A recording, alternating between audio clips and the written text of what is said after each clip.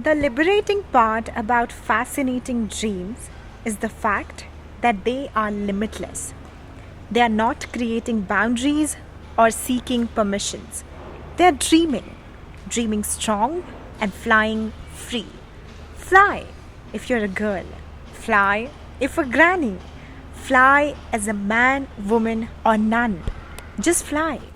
It was really important to mention none alongside a man and a woman simply because it matters. For story 11 of Saikana, we wanted to show you a he who loves becoming a she and totally owns being both a he and a she. With a theatre background, degrees in both commerce and MBA, he has been a consultant now with the Lalit Group of hotels before being a manager for the same.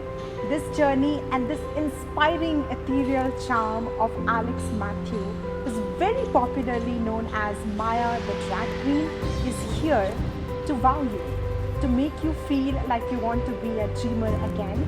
And like we mentioned before, fly. Let's go say hi. Good morning.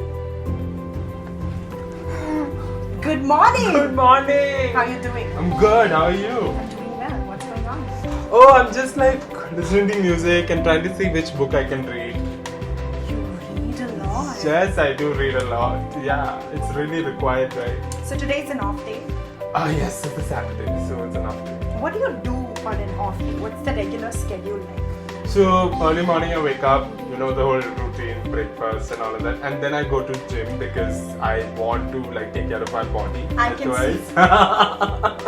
Yes, I have to be strong. No, you go to performance and all of that, you have to be like, you know, the most strongest person. All that. So yeah.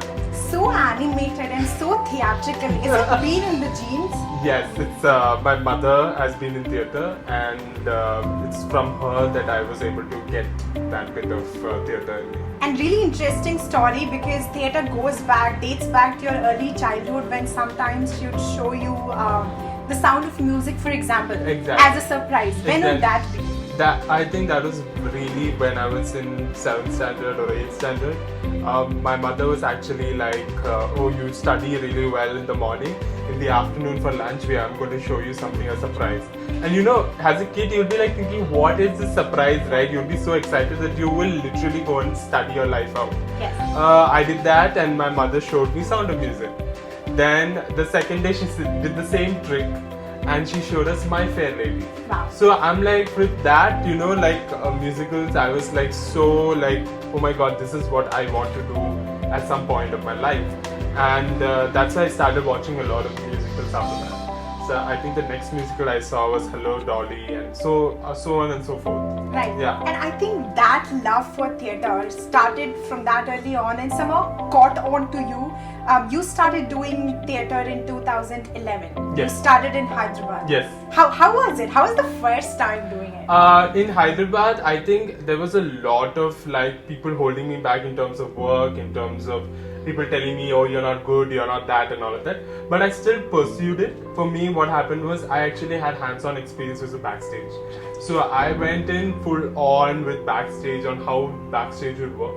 And with that, the next step in a year or so, I was able to do my first professional show in NIFT actually.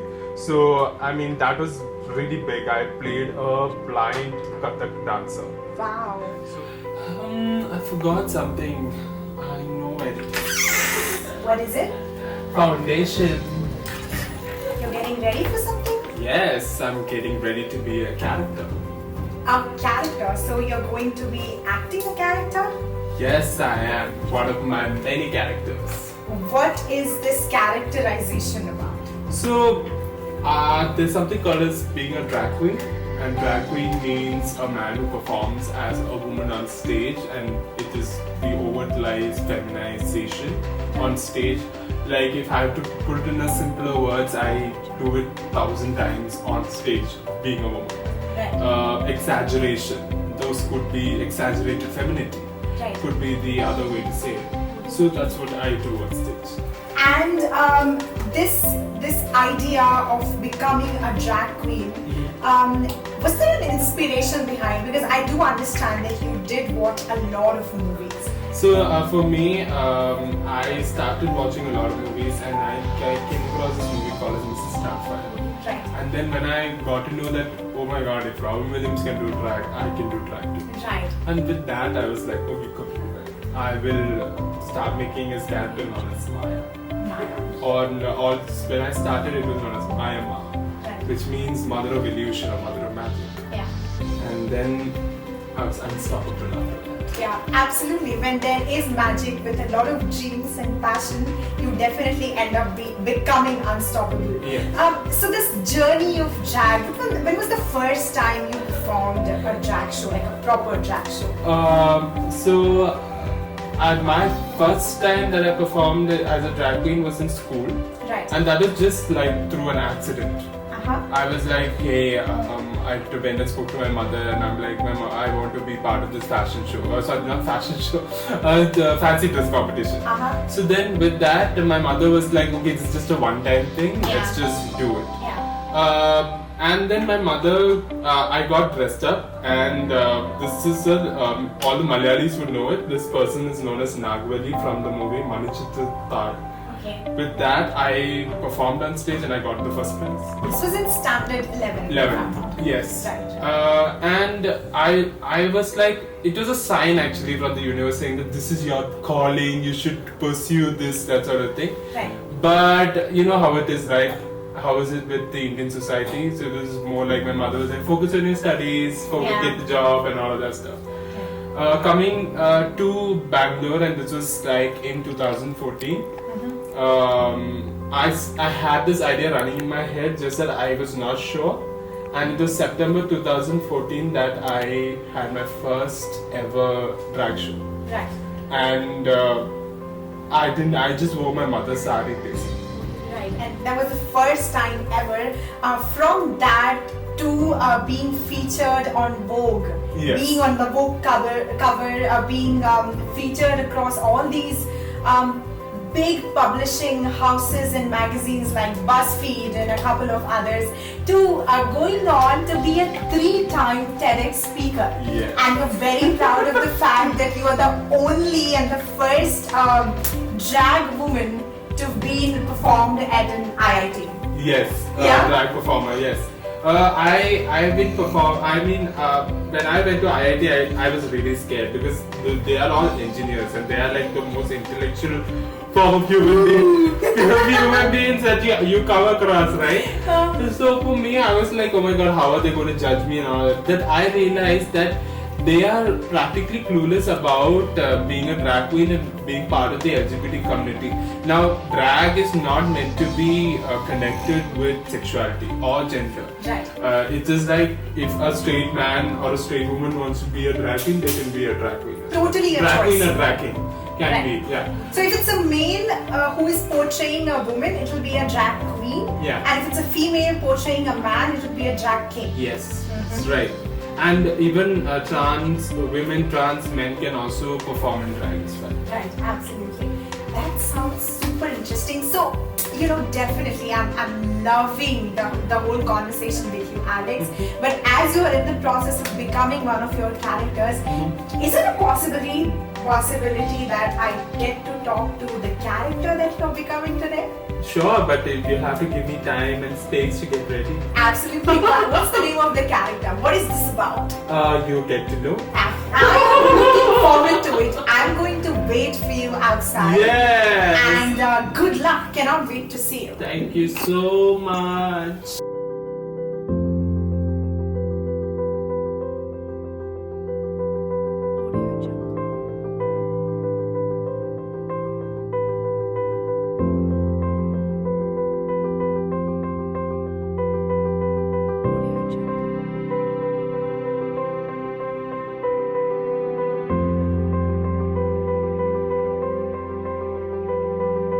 Hello, hello.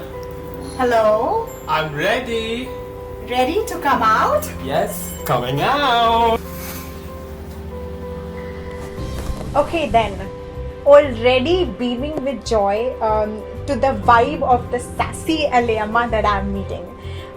Before we start, this world has definitely seen and heard stories of a lot of Alex and a lot of Maya that you portray. That was the beginning of the extension of the character that you wear. And that's a representation of a feminine spirit that's exaggerated, that's bold, that's a lot of things. But this side, this Eliama, what made you pick this character? So, Eliama was actually a subset of, my grandmother's, because I have lived with my mother's mother and my father's mother for the longest amount of time, and I've seen them like crack a lot of wise cracks.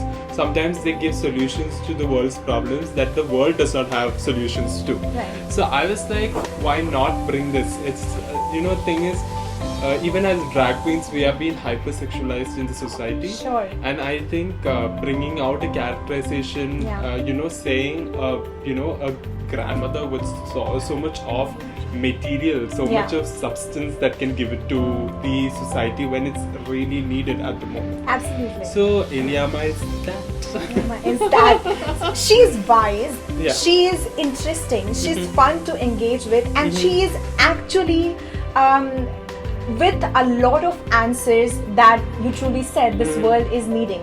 So I think everybody would really want to take to Eliama, and that's what you want to achieve with this characterization. So to a point where when there were movies, Bollywood movies that were coming out, the one of the Bollywood movies that I loved a lot was Bunty Bubbly.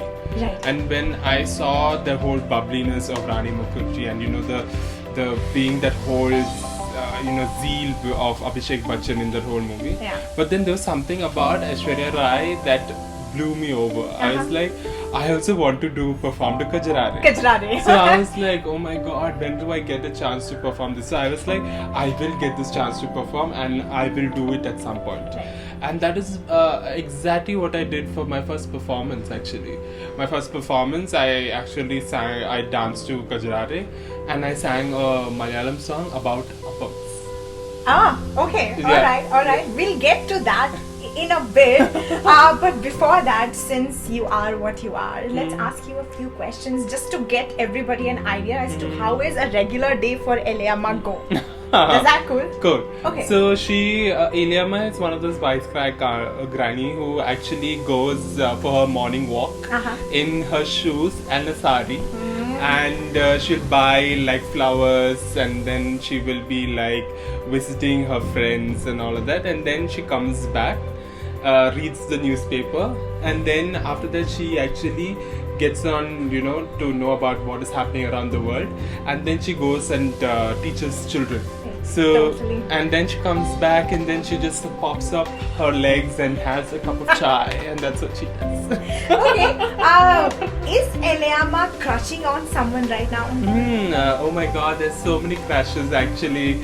I can't pick up one, but then my all-time favorite is Dulquer Salman's father. Dulquer Salman's father. Mammootty. Oh, you crushing on him all time. All time. Oh my god, that man can do anything. Nice. I mean, he's such a hunk.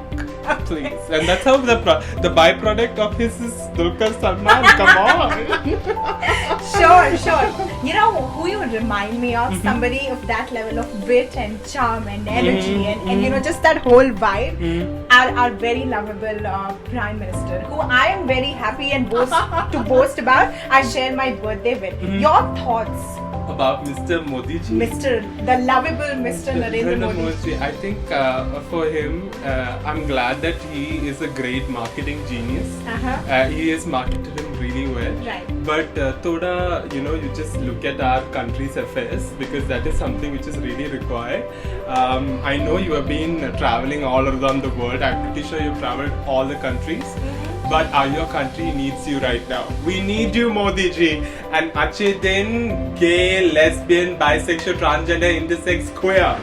सबके अच्छे दिन आएंगे. Exactly. It's already in the process. Exactly. Alright. Your coolest piece of advice you'd like to give to especially this millennial? Stop looking at your phones. Just switch it off. I'm sorry, but you all are sitting in social media checking everything, but you need to give 1 hour of yourself.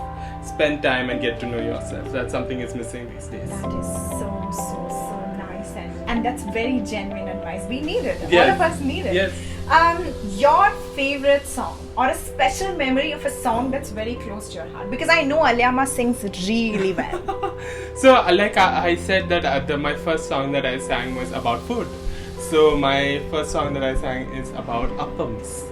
So Appangalembadum moteki chuttamai ammai chuttadu marmonekai. Appangalembadum moteki chuttamai ammai chuttadu marmonekai. Ammai kochumai marmone ponnamai kachodum pottiya povattai poi. Ammai kochumai marmone ponnamai kachodum pottiya povattai poi.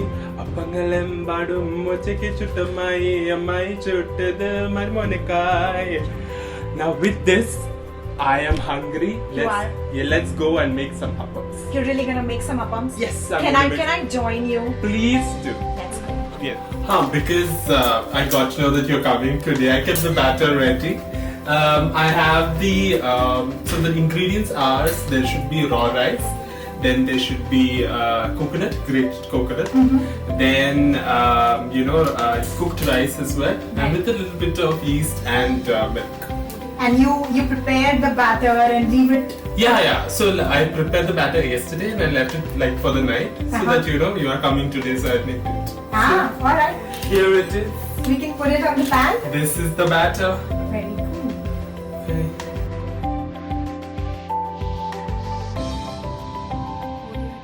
So Alyama, what are we having the appam with? We're having with some gram flour, and it's also known as podi. Podi. And we will mix it with a little bit of ghee. Never had that before and totally looking forward. But it's really good. It's really good for your health actually.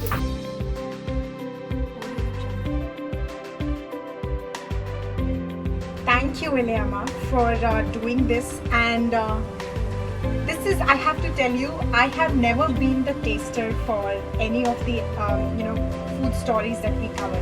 But because today is special and today we're doing a special story related to food that plays a huge role in your becoming, I wanted to taste it. So I'm gonna go ahead and do it. And to you and your flights. Thank you. Tastes good? Tastes just like you. Oh yes! How was your day, or how was your time spending a few of your taking out time from your schedule and spending some with Zyka? It was very memorable. I've been part of so many shoots where either it's been on the lines of being professional to a point where there were people within the set who made me uncomfortable. Yeah. But here you are making me comfortable, and at the same time we're having fun. Yeah. So that is what I am going to take out of this whole shoot, and that is something which I will want to look forward to in other future projects as well. Absolutely, it has been an absolute privilege listening to your story and of the many characters that you showcase. We hope you continue doing this. Before we call it wraps, I want to give a huge shout out to you. In times where all of us, and I say this on behalf of almost every woman, we're living in times which are not danger free, which make us get up and go to bed in fear every day of the million incidents that we get to hear about. It's so heartwarming to know somebody who is choosing to portray womanhood in spite of not being born into one.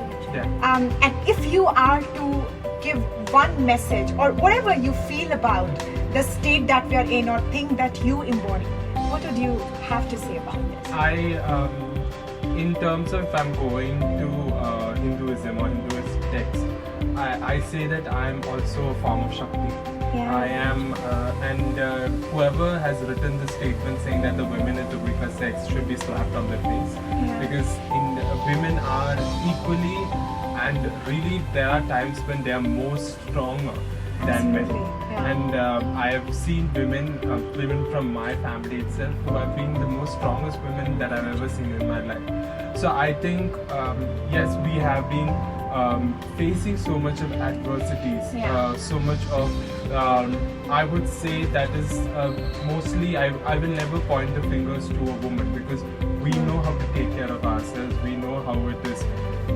Men need to learn more about sexuality, need to learn more about sex education, needs to find an outlet. Just because you see a woman doesn't mean that they can actually open their pants and start doing whatever they feel like. I think they need to try to control themselves. Like, there are people out there saying that you should teach the women, but actually I would say you need to teach the men Yeah. how to control. Yeah. And that is really important at this state of affairs that we are going through. Yeah. Yeah. So that's what I want to say. And women are there's no need to be afraid, because you have so many of us actually holding you and supporting you for Yeah. what is happening with you, and that is what I would like to share. Absolutely, and we do want to tell you that I am a woman. Here is a man choosing to be a woman, and we will not give up. So please continue being the best versions of what you are, and that's where lies the essence of all the stories that we are looking to create, and we will never stop creating them or living them. Thank you, and goodbye from Zycon.